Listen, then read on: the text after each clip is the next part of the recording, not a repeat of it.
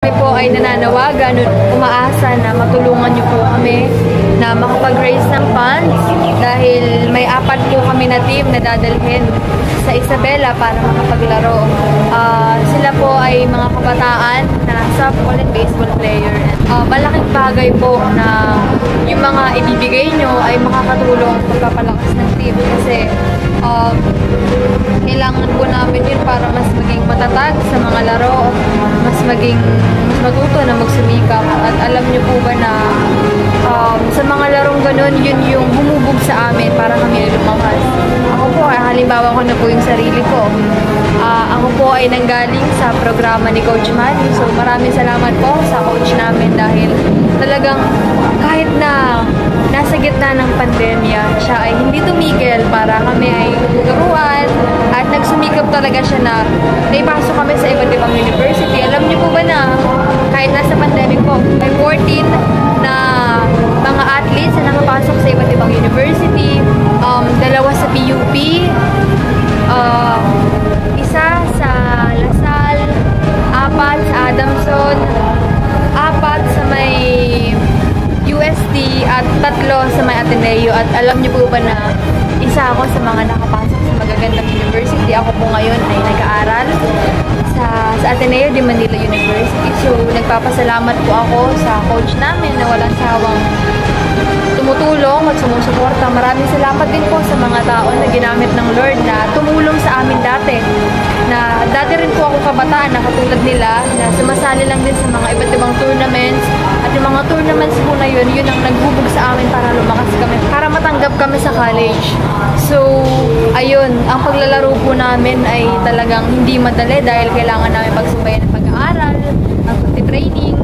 Pero, nandun po yung pagsusumikap namin na talagang magpalakas, gumaling dahil yung softball po yung naging daan, yung nakatulong sa amin para kami ay makapag-aral sa college.